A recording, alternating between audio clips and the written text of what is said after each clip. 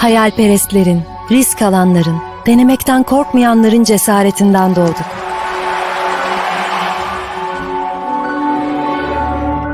Bizi asla yarı yolda bırakmayan o sesin rehberliğiyle ilerlemeye ve öğrenmeye devam ediyoruz. Bunun için varız. Bu yüzden gece geç saatlere kadar lambalarımız sönmez. Elveda demek hem hüzün hem de gurur verir. Her şeyi sorgulayarak ve merakımızı besleyerek, dayanıklılığımızı test ederek,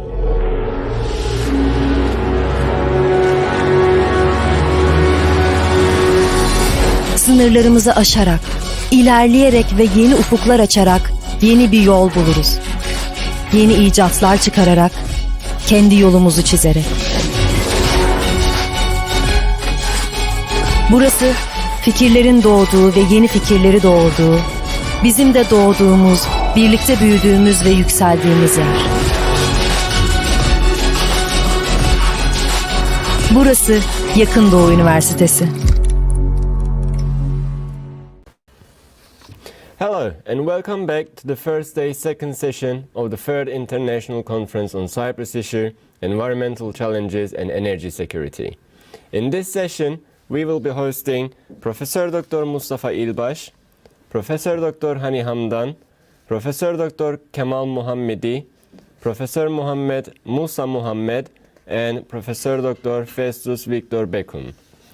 As the first speaker in this session, I would like to invite Professor Dr. Mustafa İlbaş to make his presentation.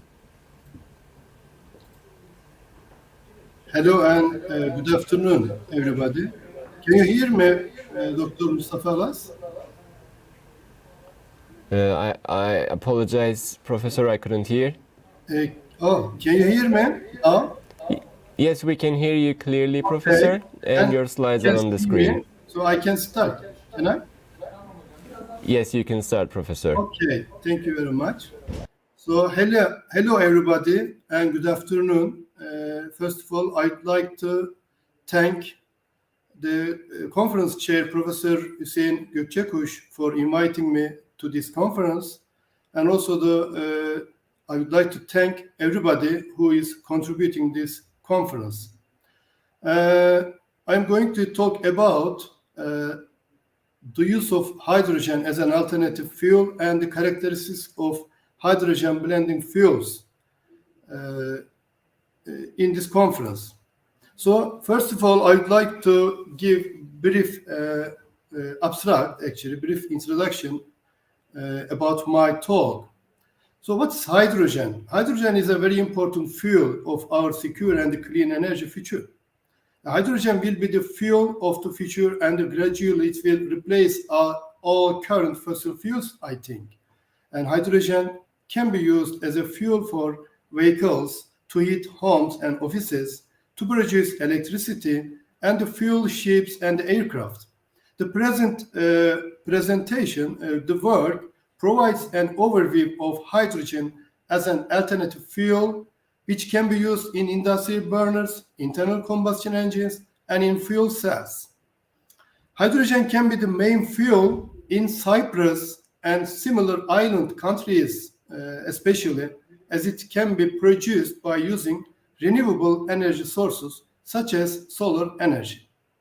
On the other hand, hydrogen can be mixed with other fuels and to produce blending fuel, and also can be used as blending fuel. So blending fuel is defined as a mixture of different gaseous fuels and gases such as methane, hydrogen, carbon monoxide, etc. So in this presentation, the following questions and the topics will be analyzed. So these are the topics and the outline of the talk. The hydrogen as an alternative fuel. What's hydrogen? And what is hydrogen blending fuels? I'm gonna mention. And also the how obtain blending fuels. Then the use of hydrogen and hydrogen blending fuels in fuel cells. And also the use of hydrogen in the combustion systems. I'm going to overview. I'm going to present.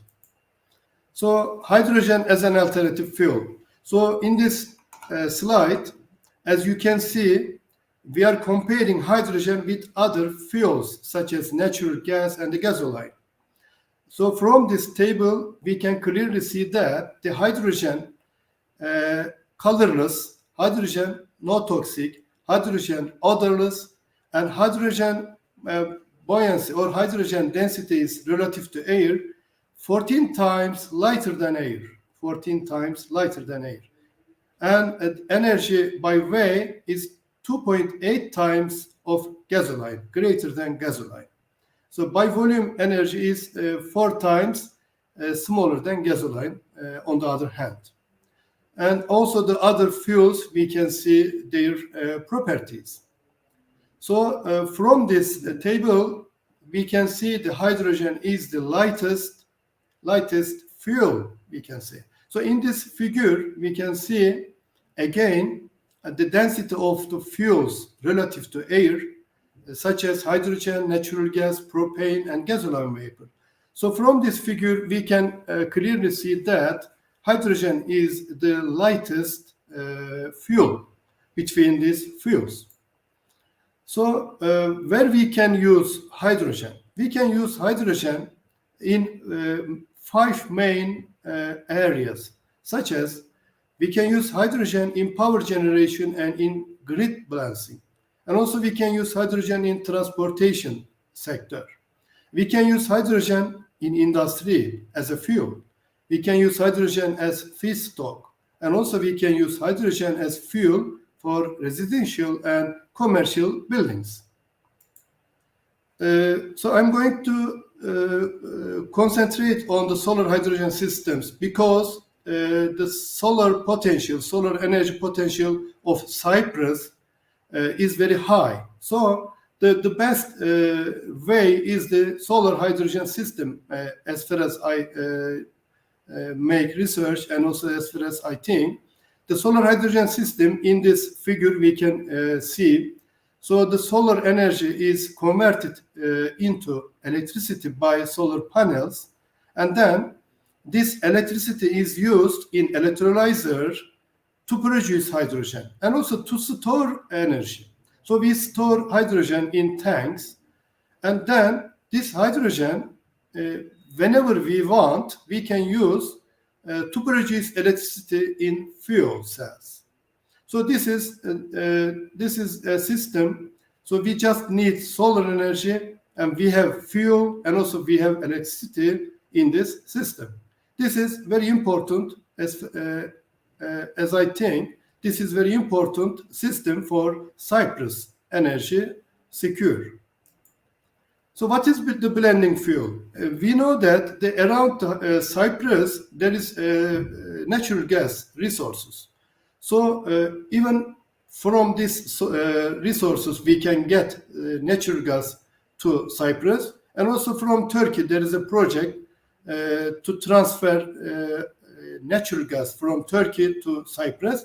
So when we have natural gas in Cyprus, we can mix these fuels. I mean, we're gonna produce hydrogen from the solar energy in Cyprus, and also we're gonna get from our Cyprus sources or from Turkey or from another country the natural gas. So then we can use hydrogen, the pure hydrogen, but on the other hand, we can use the blended fuel. I mean the hydrogen blended fuel, hydrogen and natural gas mixture. So what is the blending fuel?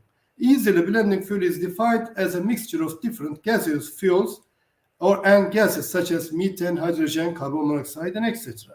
So normally, natural gas itself is a blended fuel.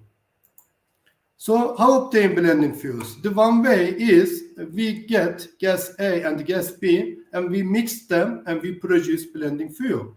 But on the other hand, coal gases or the syngases are already blended fuels, and also the biogas also blended fuels. Now, after this introduction, after this presentation, now I'm going to talk about the application of hydrogen and hydrogen blended fuels in two systems. The first one is the fuel cells applications, And the second one is going to be about combustion of hydrogen and hydrogen blended fuels. So first, I am going to talk about fuel cells. What is the fuel cells? Fuel cells are electrochemical devices that convert chemical energy from the reactants directly into electricity and heat. So here we can see the basic presentation of the fuel cell. So hydrogen and oxygen introduced into the fuel cell. So we produce electricity, heat, and the water vapor. So it's a clean way to produce electricity. There is no mechanical part. So I'm going to give our research papers about any topic. This paper is about the use of hydrogen and the coal gas blended fuel in solid oxide fuel cells. This is a paper published. This is our research paper. So in this paper, we generated a flat tubular solid oxide fuel cell model, as you can see here, and we obtained some results. If you look at this figure, we can see the pure hydrogen has the highest power performance. But if we mix with carbon monoxide hydrogen, the highest content of the carbon monoxide has the lowest lowest power performance as it is seen. But if we decrease the content of the carbon monoxide, the power performance is increasing, as it is clearly seen in this result. Anyway, the conclusion is that from this research, we can use hydrogen with coal gases, we can mix them, and we can also use them in fuel cells as well to produce electricity. And in this research paper, comparative performance analysis of a direct ammonia-fueled anode-supported flat tubular solid oxide fuel cell. In this one, this time we used ammonia. So what is ammonia? Ammonia is a compound of nitrogen and also the hydrogen. So ammonia is a compound, and hydrogen inside there is hydrogen. So we can use ammonia to in the fuel cells as well. So this is the model we generated, flat tubular solid oxide fuel cell. In this fuel cell, and this is the properties and the dimensions of the fuel cells. So these are the results. If you look at the results, we can see ammonia can be used in fuel cells as a fuel. This is the conclusion of this research. Another research about fuel cells. In this one, this is interesting publication. This is interesting and a novel research we have performed. So in this research, we can see the combustors, because we are use combustors in anywhere. So in combustors, we can also use fuel cells inside the combustor. This research showed us we can use this. These are the results from this research. So in which part of the combustor we can use fuel cells, we can learn from this research. And now the fuel cells completed. I'm going to show some example of our research about the hydrogen and hydrogen blended fuel combustion in this part of my presentation. The use of hydrogen combustion. Hydrogen burns with a pale blue flame that is nearly invisible in daylight. I mean, we cannot see the flame of hydrogen when we burn it. So it is almost impossible to detect by the human sense. Detection sensors are almost always installed with hydrogen systems to quickly identify any leak and minimize the potential for undetected flames. And here we can see the hydrogen and the other fuels autoignition temperature. So the ignition temperature is the higher than other fuels for hydrogen. This is interesting figure. This is interesting photograph. Here is the flames. There is a flame here, hydrogen flame, but we cannot see there is a flame of propane, but what we can see is like orange and red color. If you look at your thermal camera here, so here both flames can be seen. You see, this is hydrogen flame and this is propane flame. So from thermal camera, we can see the flame, but normally in the daylight, we cannot see hydrogen flame. Hydrogen can be mixed with methane to produce hydrogen-methane blending fuel. So, and also it can be used in combustion systems. We have shown that. So in this experimental system, we have used hydrogen and also the methane, and we mixed them and we burned them in the combustor and show that it can be used in combustion systems, hydrogen itself or with mixing with methane. This is the temperature distributions inside the combustor. This is the axial CO measurements. If we add hydrogen into the natural gas, we show that the carbon monoxide emission is decreasing. It is a very good result. And also NO emission. NO emission is a little bit increasing with hydrogen addition, but at the end of the combustor, it is not very different. Okay, these are the flames of methane and hydrogen blended fuels. This is a paper, the research paper, our research paper about hydrogen-methane mixture fuels. And another important cases are the blowout and the flashback problems. When we use hydrogen, we have these two problems. So we have to sort it out these problems in this system. So this research is about that. These are the limits of flashback and blowout limits. I mean, if you use hydrogen as a fuel, you have to be careful and you have to design, you have to make some changes in your design in your system. These results showing us what we have to do, blowout and blow flashback limits. And these are laminar flame speeds we have measured. Increasing the hydrogen amount in the blended fuel, the flame speed, laminar flame speed is increasing, you see, an equivalence ratio and also the hydrogen content. Increasing hydrogen content, we see that the laminar flame speed is increasing because the laminar flame speed of hydrogen itself is very higher than other fuels. And turbulent flame is also same. This is a photograph of premixed hydrogen-methane blending fuel we obtained. So hydrogen addition to methane causes an increase in laminar flame speed and therefore turbulent flame speed, as I said before.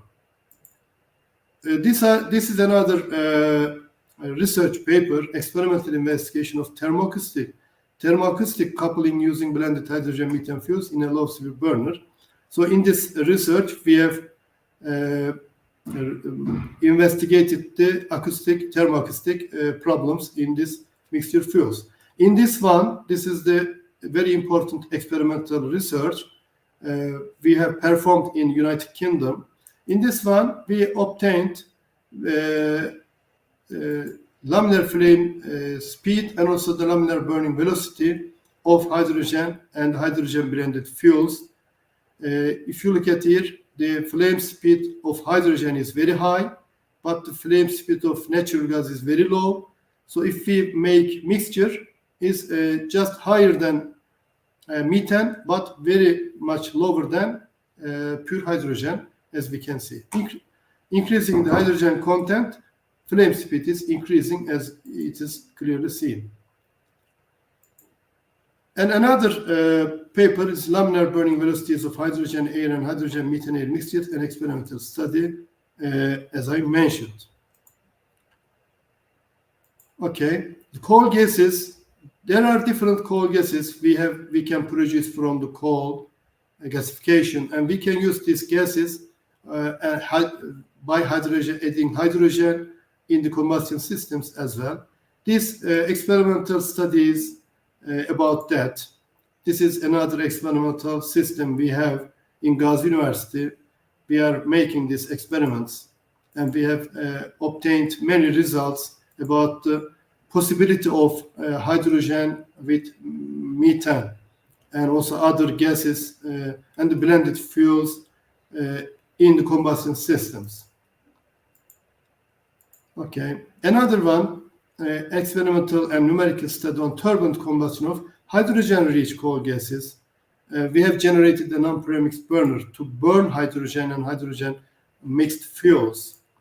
And these are the different burners to burn hydrogen and hydrogen mixed fuels with high performance. We have generated many burners. These are, for example, these are the flame photographs of the hydrogen mixed fuels.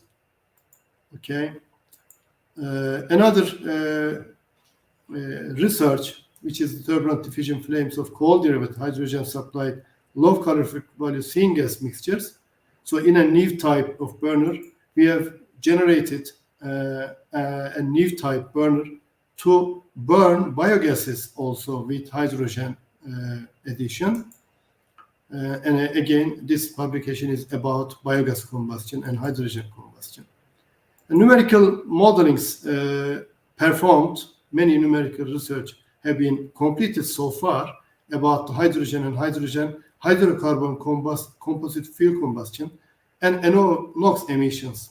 So addition of hydrogen actually decreases the emissions as well, especially carbon monoxide and carbon dioxide emissions are decreasing by adding the hydrogen.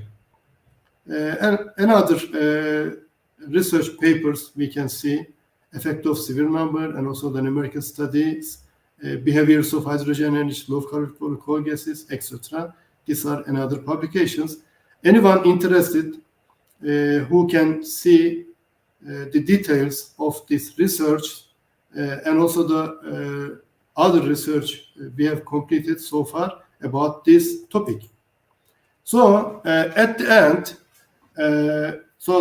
today we are talking about CYPRUS energy issue. So the CYPRUS energy issue, I can conclude two sentences. The first one is hydrogen and hydrogen blended fuels can be used in combustion and fuel cell systems as an alternative fuel. We have shown this. Our research also concluded this. And second one is solar hydrogen system, which is very suitable for CYPRUS, and the use of hydrogen and hydrogen blended fuels are promising ways for CYPRUS, as I can say. So this is what I can say so far. Thank you very much for your attention.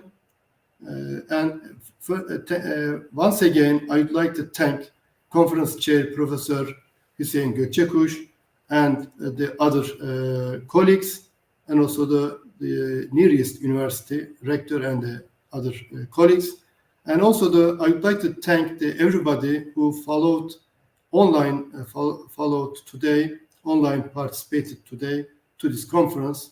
And I also congratulate the organizers. Thank you very much. Thank you very much, Professor İlbaş. It looks like you have a lot of work published on the topic that you have shared with us today. They're all very valuable. Thank you very much for joining and sharing your information, your knowledge with us. Okay, now our next speaker, I would like to invite Professor Hani Hamdan to make his presentation. Professor Hamdan.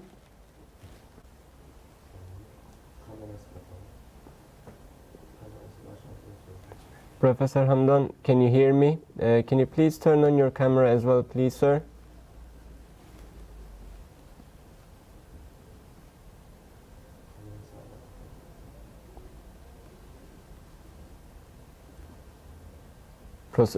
Professor? Yes, Professor are you Hamdan? seeing the shared screen? Yes, we can see your presentation, Professor. I would appreciate it if you can turn on your camera. My dispositive is not cannot allow me to do it, but I shared my photos. So the important thing is to share my slides. So they are already shared. Are you seeing them? Okay, no problem at all, Professor. We are ready Thank when you you very are. much. Excellent.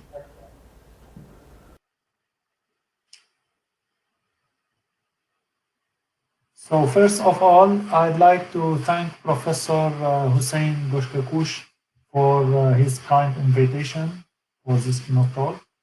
So my talk will be about big data approach to fight against global warming. To present myself, I'm Hani Amdan, professor at the University Paris-Saclay in the southwest of the Parisian region in Paris, France, with the Centre Scolaire, which is Grande École school in Paris. Here you can see our campus in the southwest of the Parisian region. So to begin my talk, I will start by a question about civilization. So when was the first civilization signed? According to Google search result, the earliest civilizations developed between 4,000 and 3,000 before current era, when the rise of agriculture and trade allowed people to have surplus food and economic stability. And if we ask what was the first civilization sign, according to mass media cultural anthropologist Margaret Mead, she says that the first sign of civilization is evidence of a healed 15,000 years old fractured femur found in an archaeological site. Why? Because a broken femur that has healed is evidence that someone took the time to stay with the person who fell, splintered him, put him in a safe place, and cared for him until he or she recovered. So nowadays, what's civilization?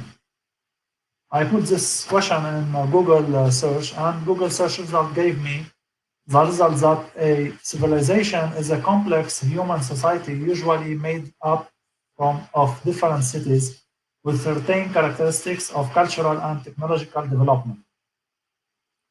But my own answer to this question is simply that a civilization is simply a human society able to heal the earth, to keep it livable for future generations.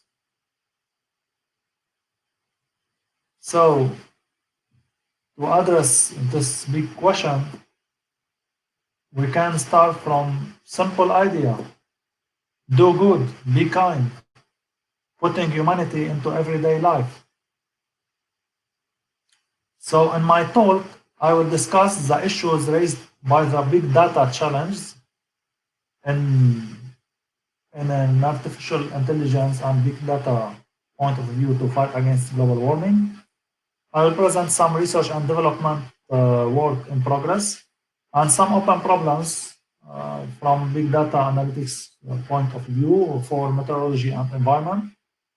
And I will conclude by offering some scientific research directions to deal with these problems. So as you know, in this century, data analytics from machine learning to deep learning become very essential in many applications because we have an explosion of data and we have massive and big data which constitute one of the great information technology challenges of the last decade. So the development of big data is linked to the progress, in fact, in the capacities of storing, searching, analyzing digital information systems. And they present the evident risk of seeing the emergence of ubiquitous Orwellian or totalitarian systems able of strongly controlling, monitoring, and influential individuals and groups. But fortunately, we have many interest and many challenges to use this kind of technology. In fact, big data analytics, which means the analysis of complex quantitative data using distributed computational methods and statistics, could have big interest, and we have many problems many open problems which can come directly from the 3 dimensions, 3 V's, the classical 3 V's of big data, which are volume, velocity, and variety. But also the other V's like, for example, veracity, value, and visualization. So, as we know, we have a big amount of data coming from every day, every week, every day, every minute. We have big amount of data, and they are often coming from the technical scientific installations, especially meteorology, space observation, Earth, and the climate and weather observation. An example concerning this data is the square kilometer array radio telescope, which will produce 50 terabyte of analyzed data per day, drawn from raw data produced at a rate of 7,000 terabyte per second.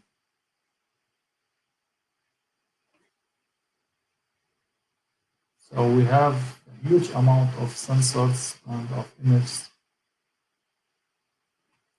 And all this needs to be analyzed, already to be saved, to be processed, to be analyzed, to get useful information. So all this can bring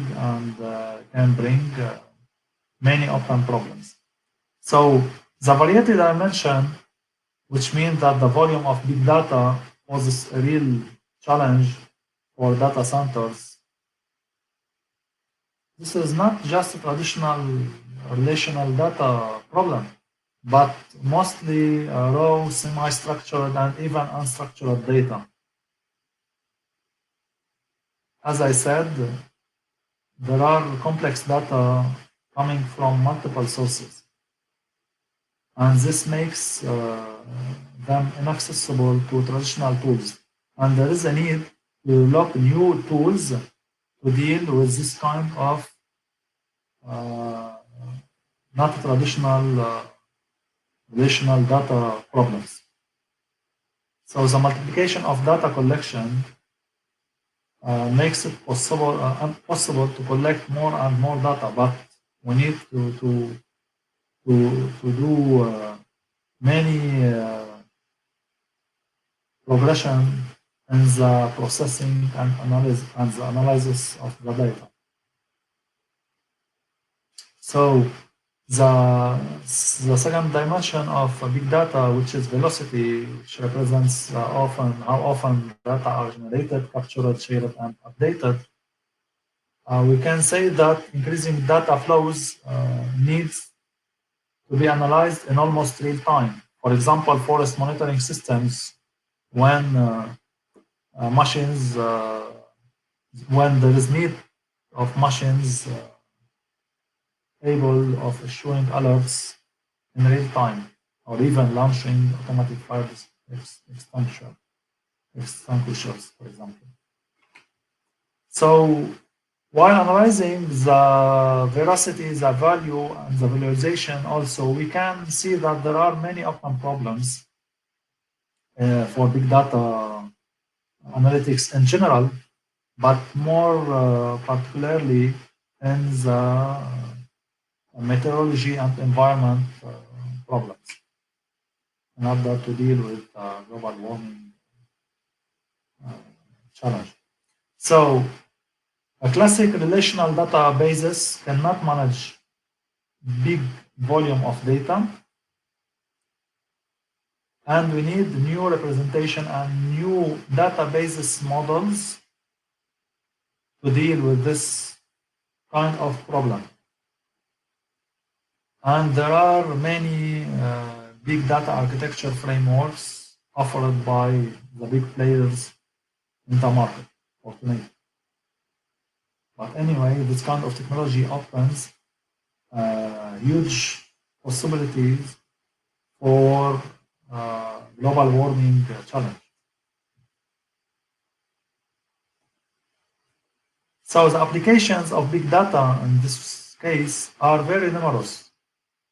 For example, trend and prospective analysis for climate, environment, or even in socio-political applications, risk management, commercial insurance, industrial, natural, predictive analysis of natural phenomena, even in medicine or genomics.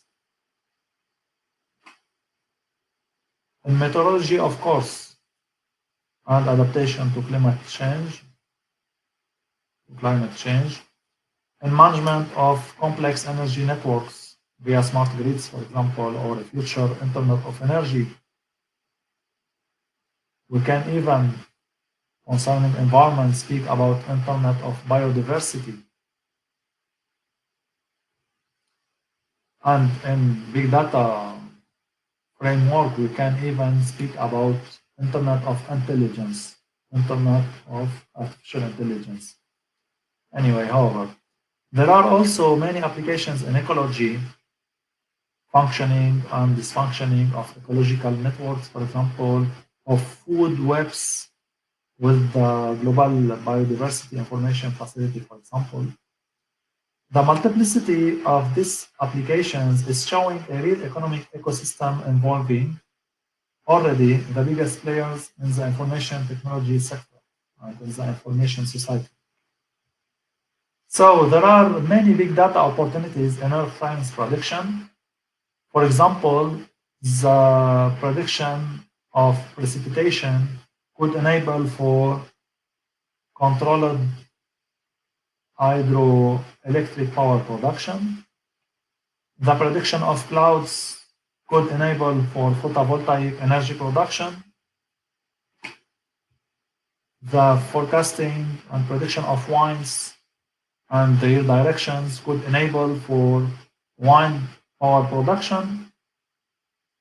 So all this kind of systems were already tested in some countries like Germany, like United States, and gave nice results from economy and from green energy production point of view, which is good and nice for the environment and the global warming issues.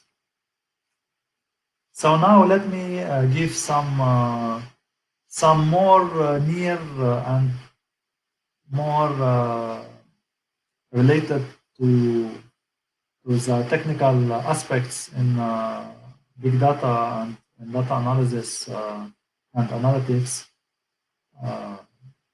Something about the application of machine learning and clustering, data clustering algorithms using interval valued data. So here you can see that we can use such approaches like using neural networks, for example, self-organizing map and unsupervised learning of neural networks in order to do clustering of climate zone. Here you can see at the left the map of France clustered into climate region. So we have many colors corresponding to many clusters which represent climate region, climate geographical region. Okay, so we have clustering of geographical zones according to their climate. So this kind of application could be possible using machine learning. And we can see that in reality, on the ground fact, it corresponds to real and ground fact climate geographical zones.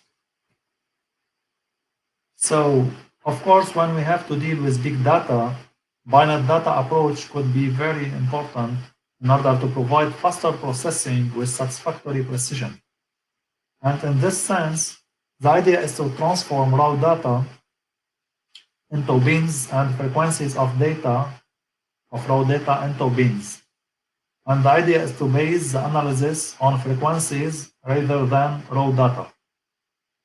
So to have and to collect binary data, it could be done at the acquisition of the data, or sometimes even in the measurement systems and the instrumentation system. So once we have big data, binary data, it's very important to choose and select a good model to process the data. Here you can see a comparison in the clustering of data using the binary data approach. So you can see at left the result of unsuitable model, and at right the result of a good and nice model. So it's really very important to choose a good model in order to accelerate the convergence of algorithms in machine learning, and also in order to improve the precision and the quality of the learning, of the suitable learning we need. So as you see. So my conclusion is that the big data analytics provide important opportunities for meteorology and environment. The scientific study of atmospheric phenomena such as cloud precipitation or wind by big data approach is essential as feedback for power production. In some way, we can do power production according to the clouds, precipitation, and wind prediction in order to have green energy instead of fossil energy and power production. So there is a growing need for multidisciplinary cooperation between several scientific disciplines, such as fluid mechanics, thermodynamics, but also several scientific fields, such as applied mathematics and computer science. And finally, the perspectives for such studies may concern the future of several living beings on Earth. So please save the environment and enjoy. Thank you for your attention. Thank you very much, Professor Hani Hamdan, for your valuable welcome. presentation. Big data analytics, environment, very important problems. Thank you very much for sharing your presentation. Yes. Now I would like to announce our next speaker, Professor Dr. Musa Muhammed. We are ready when you are, Professor.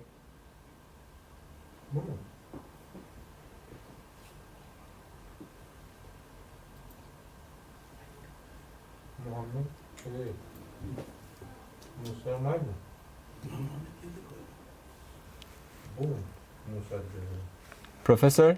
Yes. Yes, we are ready when you are, Professor.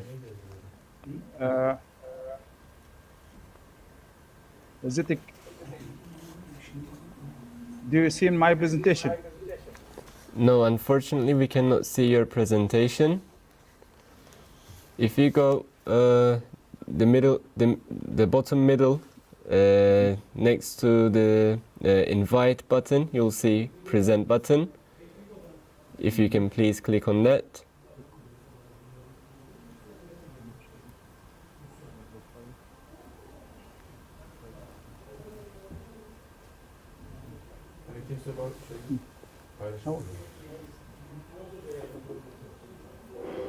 Okay, if you click on present, Professor, Yes. then you'll see a couple of options. On the top, you'll see slides.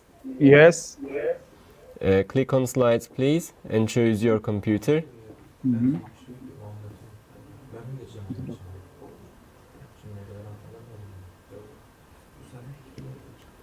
And then you can select the folder that you would like to share. Yes. Just a minute. Is it غريبة. تقريبا هذا.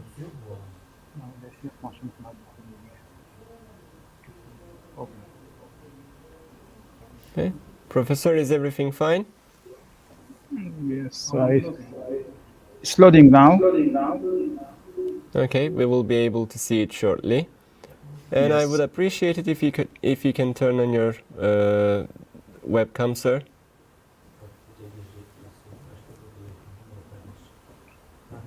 Yes, we can see your screen now. Thank you very much.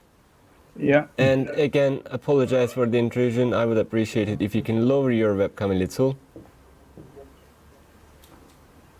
Oh, yes. Good evening, all buddies. I'm Dr. Musamai from Sabah University, Faculty of Engineering. I'm a professor in chemical engineer. My talk will be on hydrogen energy. Actually, this is the review paper about hydrogen production via electrolysis method. With my student is Ni'ma Salah. This is my student for master degree.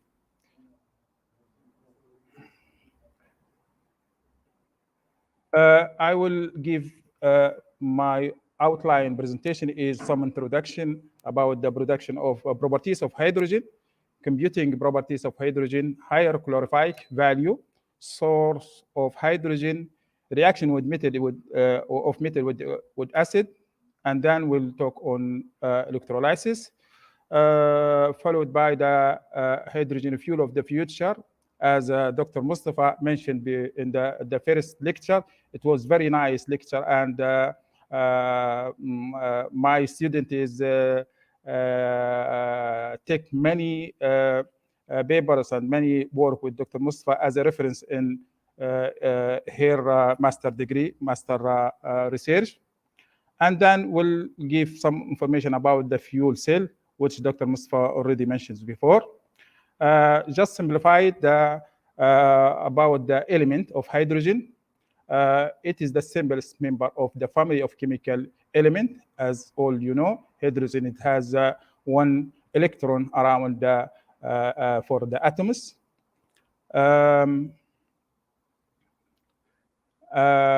This is some information about the molecular of hydrogen. Is the simplest possible moleculars. It consists of two proton and two electron held together by electrostatic force, like atomic hydrogen. And also some properties about the hydrogen, bond distance, and also density of solid, melting point, heat of diffusion. All these information related to the hydrogen, and it gives some information about how hydrogen can be worked as a fuel. Combustion properties of hydrogen. We know that the hydrogen has very good flammability and wide range of flammability from 4% to 75% at so low degree, 25 degree. Low ignition energy, which can be reached up to 0.02 megajoule, and this is very good ignition energy. Small quenching distance, and also high auto-ignition temperature, 585 degrees centigrade.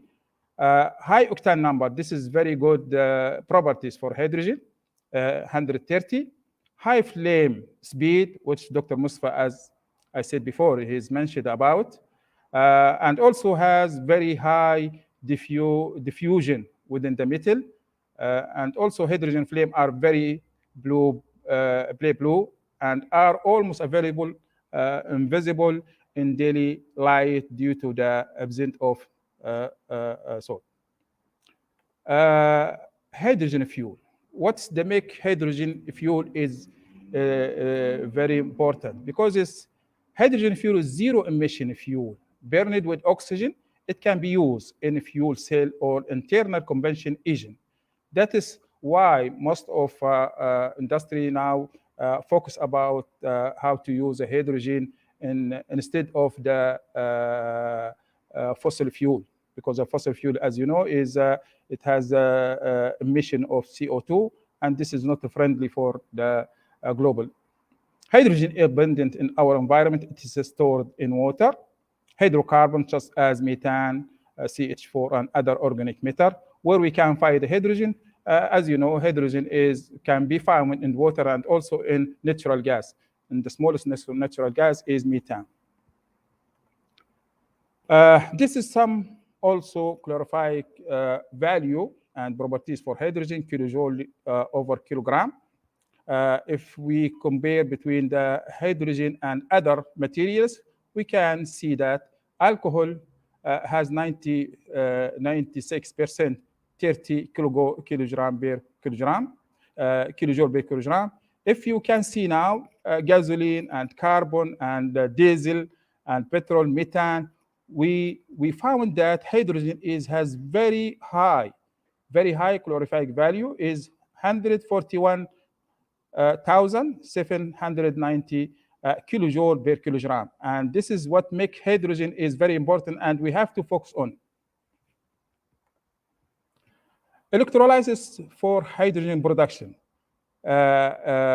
We can find hydrogen as the electrolysis process, which is consists of two reactions, anodic and cathodic reaction, water electrolysis in acid media and also in alkaline media. In acid media, the anodic is water will move to oxygen and hydrogen and will give small amount of electrons. The cathodic is hydrogen will consume all the electron from the anodic area, from the anodic electrode to go to hydrogen as a gas on the side, on the surface of the cathode. In alkaline media, as we see now, hydroxide group will go to the oxygen and make also some molecular of water and also will give more electron. On the cathodic, in alkaline media, water will consume electron and go to the hydrogen gas and also OH. The total reaction is the water will consist of hydrogen and oxygen. And this is the most common hydrogen from water, as you know, water is available everywhere. Technology which can be used to produce hydrogen, alkaline water electrolysis can be take 90% from 90% of potassium hydroxide at 90 degrees. And also in other method to produce hydrogen, which called solid polymer electrolysis. And we will mention about how to use or how this method can be produced hydrogen, pure hydrogen at 80 degrees. If you can see the production of hydrogen at very low temperature, and which make hydrogen is very it's very important to focus on. Charge carrier, as you see, hydroxide is make it by alkaline water electrolysis method. We can reach more hydroxide ions. For solid polymer electrolysis, we can make hydrogen ions. Industrial use will develop this kind of a process under the develop and research work on shortly. Hydrogen fuel cell. As I said, Dr. Mustafa cover all this information, and just I give some brief information about hydrogen fuel cell are type of electrochemical cell. And also electrochemical cell, the most important electrochemical cell is anodic surface or anodic electrode, cathodic electrode, and the electrolyte, which is the environment where the anode and cathode emerged in, and the connect between anode and cathode. Hydrogen fuel cell generated electricity by reduction and oxidation reduction within the cell. So we have electrochemical reaction within the cell which produce the electricity due to using of hydrogen. They use three main components: fuel, oxidant, and electrolysis, where this is inside the fuel cell. Hydrogen fuel cell operated like battery. We know all the battery how to work, and like the battery, although they required external fuel. hydrogen fuel cells are thermodynamically open system. We have open system and closed system. In this type of cell, we talking about the open system. Also, hydrogen fuel cell use hydrogen as a fuel, oxygen as an accident, and proton exchange member as electrolyte, which is the media where the electrons can be transferred from anode to cathode, and emission only water or as a waste. And this is the main advantage in this type of cell. The only waste is water and heat. If we can see now, this type of alkaline water electrolysis, the method to produce the hydrogen, and we can see anode and cathode. On the anode side, we can find the equation is hydroxide ions go to the oxygen and water and will give a small amount of electron. This electron will consume it in the cathodic side, which produce hydrogen and some amount of hydroxide. So this is type of electrolysis method, which we call it alkaline water electrolysis method for production hydrogen. If you go forward to another type or another method to produce hydrogen, solid polymer electrolysis for hydrogen, in the anodic side, we can find the equation is water will go to the oxygen, half of oxygen, and ion of hydrogen, and 2 electrons. In the cathodic side, which consuming all the electron, will go to the hydrogen gas on the cathodic side, which is the hydrogen production from this method. If we go to the third method for production hydrogen, we call it high temperature steam electrolysis. And from the name of the method, it is at high temperature. And this method, we can see on the anodic side, and also we produce it oxygen and 4 electron. And 4 electron on the cathodic side will react or will consuming by water and produce it hydrogen and oxygen. In this system, this is mixed of hydrogen and steam. Which steam is water, or as we mentioned before. This type is hydrogen fuel cell. Hydrogen fuel cell is reaction between oxygen and hydrogen inside the fuel cell, which produce electricity and water, as I said. This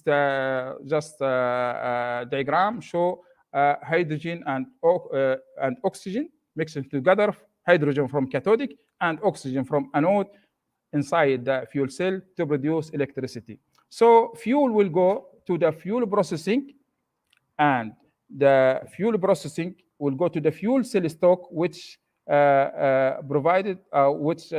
introduce air and hydrogen, and then from the fuel cell stock, we can produce steam, and also can go to the power condition, which is go to the power station where we can produce electricity.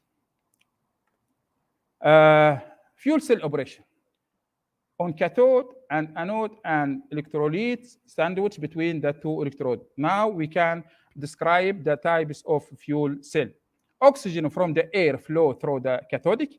A fuel gas containing hydrogen, such as methane, as a natural gas. Methane, where the source of hydrogen, flow past the anode. Oxygen ion migrate through the electrolyte and react with the hydrogen to form water, as I mentioned before. Water react with the methane fuel to form carbon dioxide and hydrogen. And in this case, carbon dioxide is not preferred to produce in some cases, because we know that the carbon dioxide is unfriendly gases. Electron from the electrochemical reaction flow from the anode to cathode to complete the the circuit and through the external load. Fuel cell operation, we can see now, as we mentioned, electrical cell from the top, we can see fuel in, which color yellow, and the fuel cell will take hydrogen, the fuel rich with hydrogen, and oxygen. As you see on the other side, from air, we can find oxygen and hydrogen together to go to produce a hydrogen, and electron go from yellow side to the blue side. So now here fuel fuel go in and go out, and air go in and also go out instead of gas. And this is how to produce electricity when we can mix it, oxygen and hydrogen inside the fuel cell. So the problem with hydrogen is due to because of hydrogen is gases, and the problem is how to storage hydrogen. Storage hydrogen possibly have advantage and disadvantage about the type of hydrogen. Storage form in the left, and then advantage and disadvantage. Compressed gas. If hydrogen as a gas, advantage is easy to use, identified storage time, and reliable. Disadvantage: high capital and operating cost, because of in gas type, hydrogen will have high pressure, and this can be disadvantage, and we have to work in and how to store this hydrogen because it has high pressures. Heat can be caused container repeats because of hydrogen in gas type will causes maybe some problem with container. In the liquid mode, advantage is high density at low pressure. Disadvantage: high cost, low temperature, and scope can cause a failure or some problem with the tanks. Metal hydrate hydrogen can be found as a metal hydrate. The advantage is high volume efficiency, easy recover, and very safe. The disadvantage: expensive. This way is very expensive and heavy storage tank. We need heavy storage tank. Use hydrogen as transportation fuel. Advantage and disadvantage: high energy yield, 122 kilojoule per gram, and very good. Most abundant element produced from many primary energy source. Can be find the hydrogen from many primary sources. Wide flammability as properties of this hydrogen. High diffusion and water vapor is major oxidation product. And this is some advantage to use hydrogen as transport fuel. Disadvantage: low density, large storage area, not found free in nature. We need to capture hydrogen from its source, like water, like natural gas, and others. Low ignition energy, and this make hydrogen very expensive. And currently we work on how to reduce the cost to collect the hydrogen from its source. The metal which can be used to store hydrogen, look, as we mentioned that some materials used to make container which can be used to storage of hydrogen at very high temperature, like you see equilibrium temperature 298 and 322 for zirconium and vanadium, iron and titanium, magnesium and nickel, titanium and vanadium. All these materials can be used to produce container to store hydrogen. Some picture about which can be used a hydrogen fuel cell, like power source for vessels such as cars, trucks, buses, and even boats can be used by hydrogen. Power source for space, robotic, weather station, and molecular technology. Now they use hydrogen for as a fuel for this equipment and these materials. Battery for electronics such as laptops and smartphone also. Currently, they use the fuel cell to produce to give electricity, and they use this material. This is my talk. Thank you for your attention and for listening. And I'm so happy to join you in this conference. And I hope that my talk is give some information and give value to your conference. Thank you, and good luck. Thank you very much, Professor Musa. It was a very valuable presentation. We had actually very valuable two presentations relating to this topic, the use of hydrogen as an alternative of fuel. Thank you very much. And now I would like to invite Professor Kamal Mohammedi to deliver his presentation. Professor Kamal?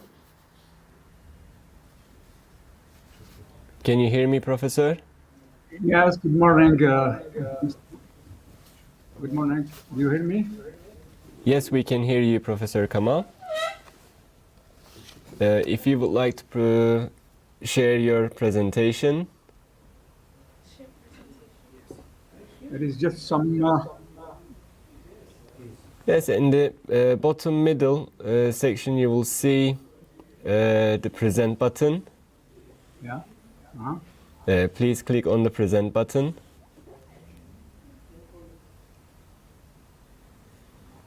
And then you'll choose slides on top.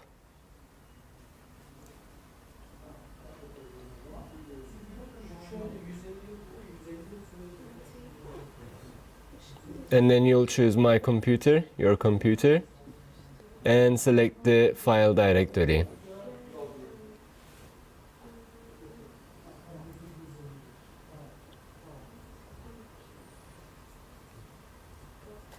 I can't see there is a problem.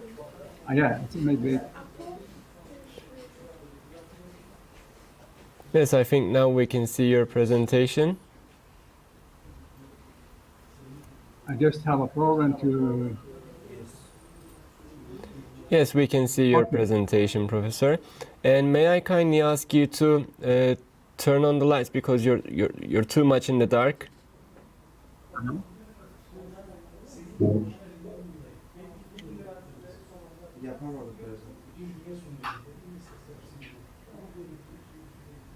I don't know if it's better now.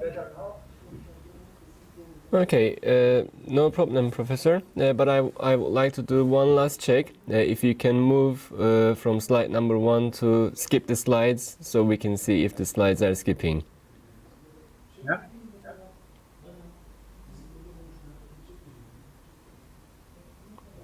Because we can only see slide number 1. And if you can make your screen full screen, please. Yeah, it's full screen and I have moved to... Unfortunately, we cannot see the skipping of the slides. So may I kindly ask you to stop sharing the file and make it full screen first and then repeat the same procedures.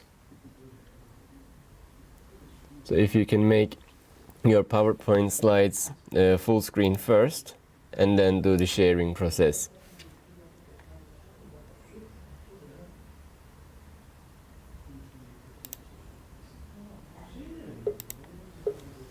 Yeah, I have... It's too slow for... It should be processing now. Then unfortunately yourself is still too much in the dark.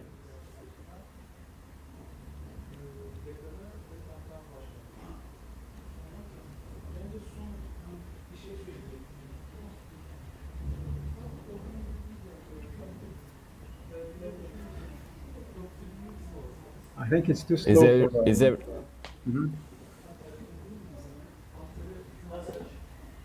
I will use maybe without. okay, I think without using it the should be now okay. Okay, you can continue, Professor. Okay, thank you. So this.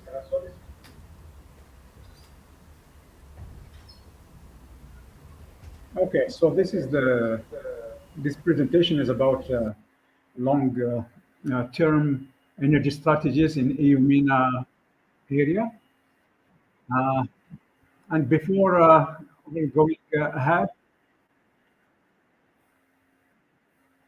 I want just to talk about some.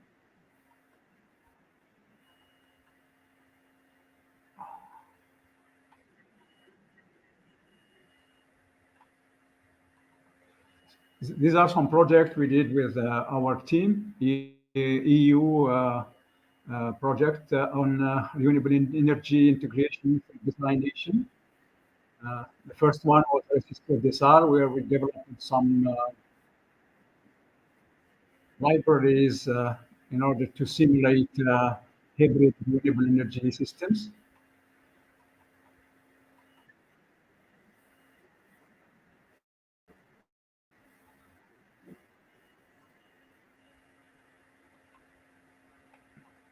Yeah, I have some problems. It's very slow. And the second one is the Open Gain project, where we developed and we installed a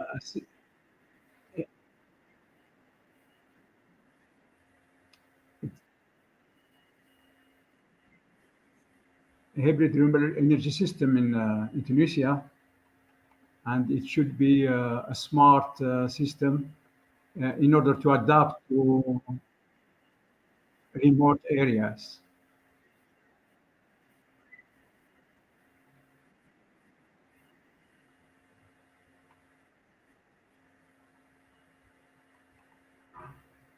Okay, of course, our speech is about the EU MENA area. I mean the Mediterranean area, Western and Eastern Mediterranean.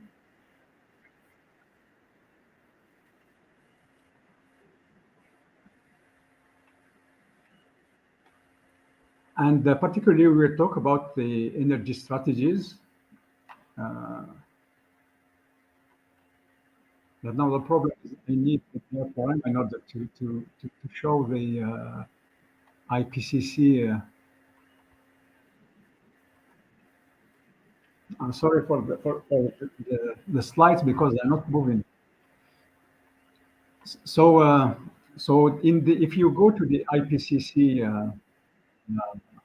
website, then you can get all the long-term energy strategies of all the countries.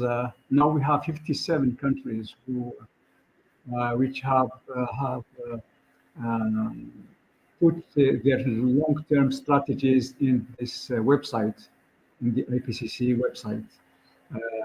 Unfortunately, there are not many countries from the EU MENA area, especially south shore of the Mediterranean, who did these long-term strategies, the mid-century strategies for zero net emissions.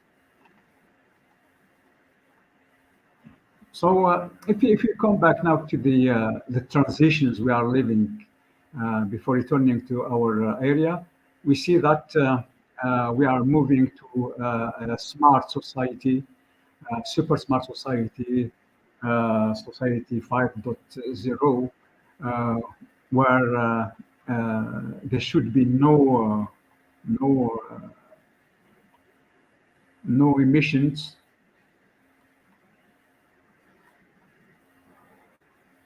And we are living through many transitions, in fact.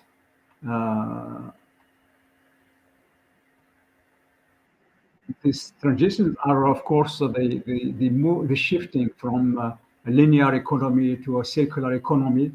And we see that the complexity of materials we are using since 17th has become unsustainable. And we need to save the resources. And we need also to to change the paradigm in terms of electricity distribution and production in order to fulfill the 2050 targets, which is zero net emissions.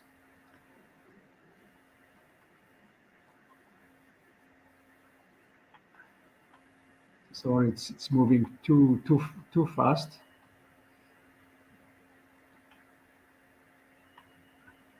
And in order to move to this zero net emissions of CO2, of course, we have to change the way we are producing energy.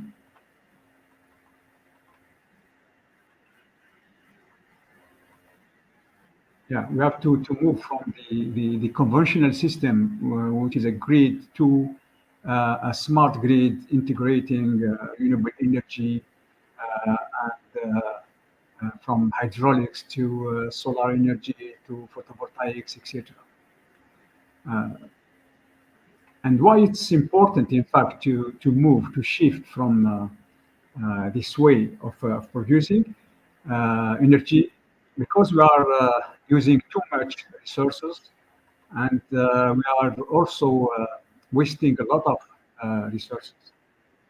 So the problem we could face a carbon crunch, explained here.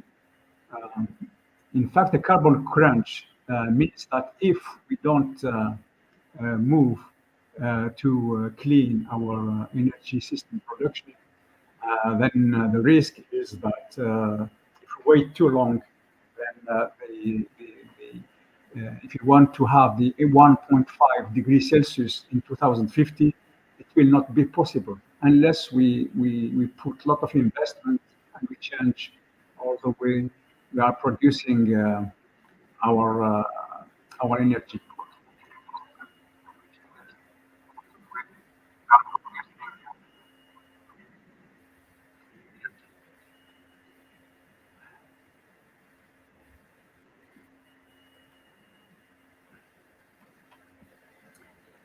And of course, the problem, we have lots of scenarios, and if we take the business as usual scenario, for example, it means that we will get more than 4 degrees.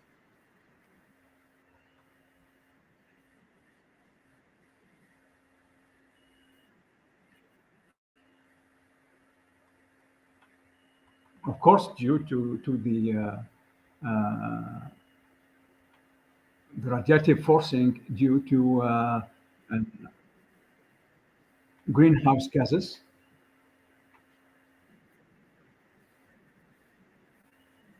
And we see that all the scenarios over the planet here show that the mean temperature between the ocean and the land are leading to this warming. And we see here, for example, that even if you can't read it, but all the Mediterranean area, the Eumena area is in red, which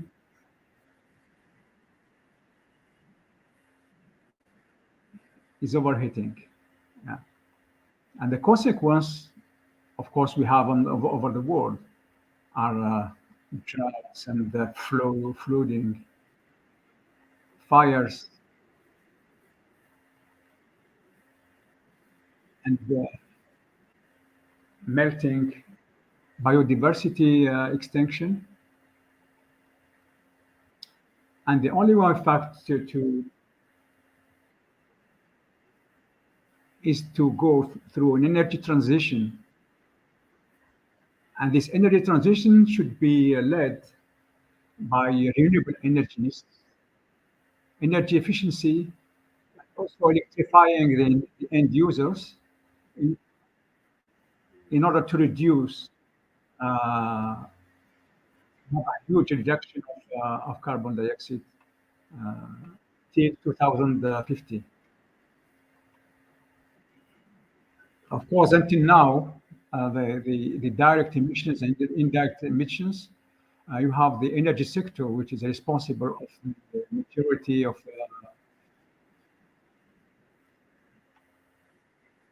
the emissions.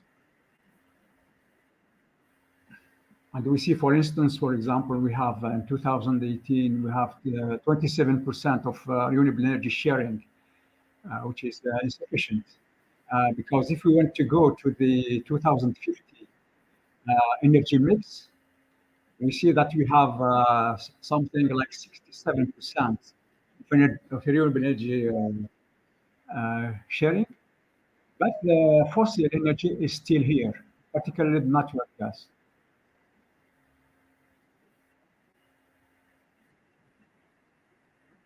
So if we come back now to the EU MENA area, in fact, this area is already engaged in an intense but never-ending dialogue to define the main features of regional cooperation in the energy sector, whether it is conventional or unconventional. And we can see, for example, that already we have the MEDRIG, which is a common strategy for closer EU-MENA energy cooperation. It's established a fair functioning and integrated EU-methane energy market. So it's a regulator.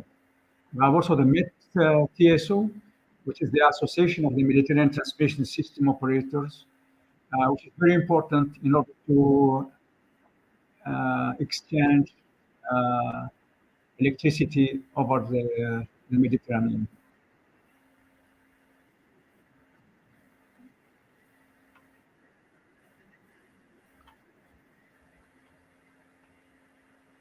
And of course, there was already the MEDRING project and from the southeastern branch of the UTC system, the European Coordination Transmission of Electricity. But it was until now insufficient in order to make all the Mediterranean basin, the EU-MENA grid system interconnected, etc. So you have here the North African and the European grid system, which is which will have here a vision of the electricity highways, especially from the DLR system, where we have the HVDC cables going from North Africa and the MENA area to the, especially from Germany, going through Europe. Here you see this, what is existing till 2020. And here there are some projection of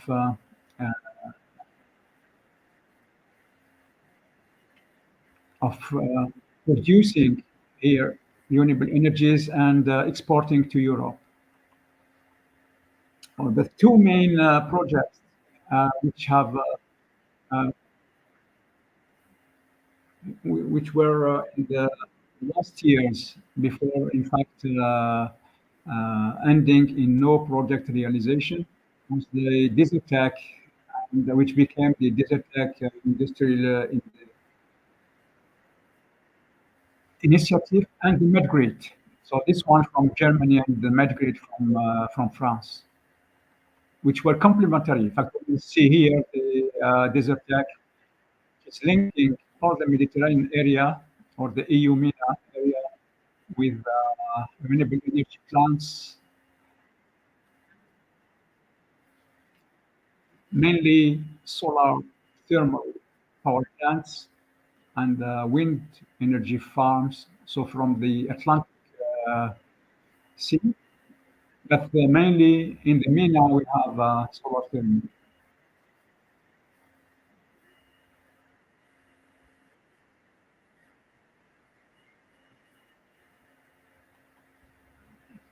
So the question, in fact, is what will be the energy mix in EU-MENA in 2050?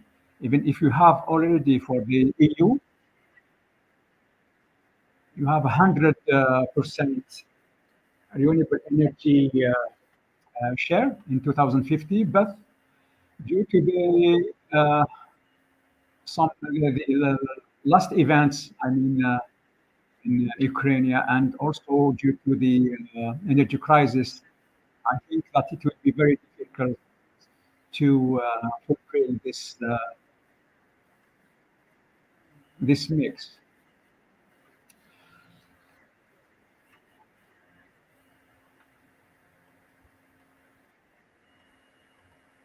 In fact, we see already here, but mainly the south shore of MENA is using rooftop fossils, while in the Europe side you have a lot of mainly nuclear energy. And for of course, for 2050, we have this reference scenarios and prospective scenarios where you have mainly renewable energies.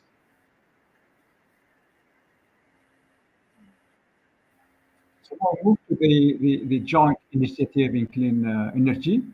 Uh, of course, there was already a Mediterranean solar plan between 2008 and 2009. But for instance, there was that was say producing more power points than power plants. So it's but now I think the main partnership now between EU and MENA is about using green hydrogen. Here we have all the countries which are collaborating here with EU in order to install capacities for green hydrogen productions.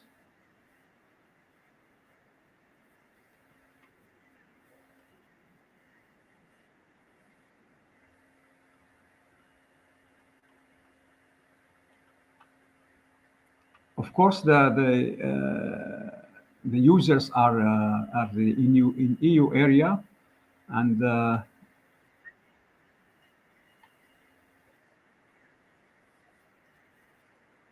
even the Airbus, for example, A380 is planned to use this hydrogen in the next.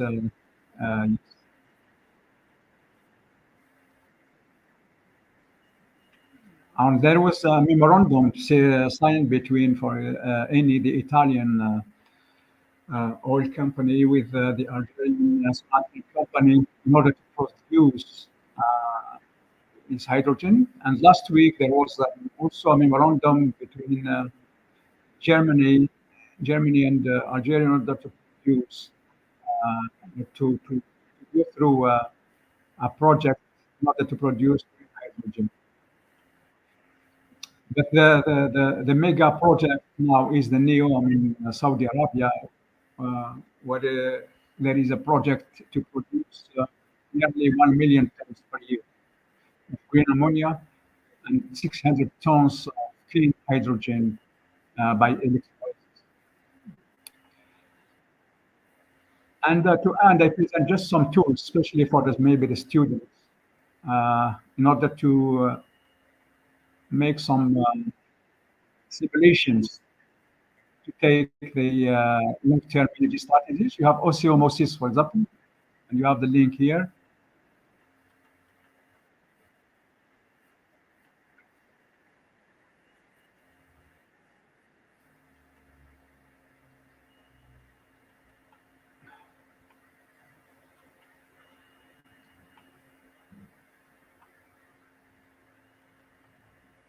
And there is a problem with and you have also the NRODs. The NRODs, which is a simulator used by authorities and also schools in order to get the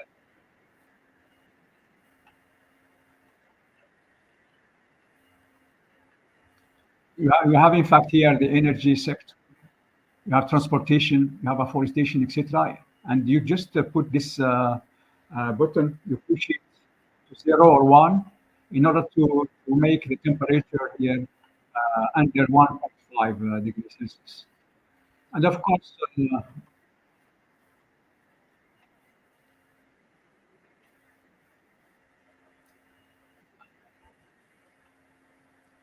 we cannot forget at the end that digitalization is very important.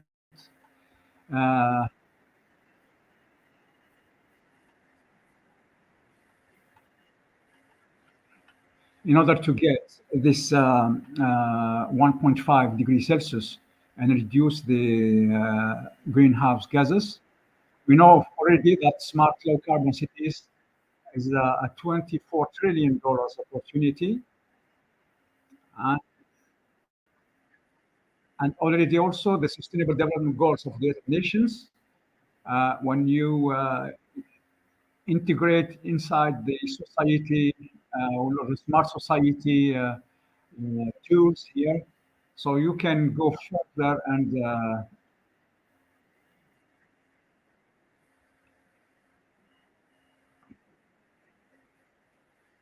rapidly to the SDG goals. And we know that, for example, you can reduce by 50% your emissions just by using ICTs.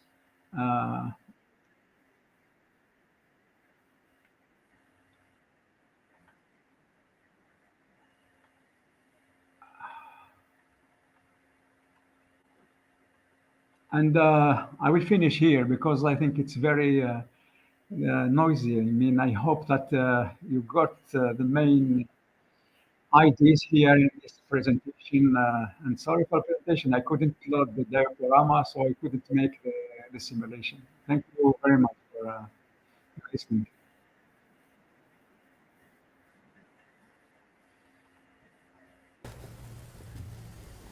Thank you very much, Professor Kamal Muhammadi, for this nice presentation. Everything was all right, and it was a very nice presentation. Thank you for being with us. Okay, after Professor Muhammadi's presentation, this was the end of the second session of the first day presentations. We will be back shortly after for the third session of the first day presentations. Thank you very much.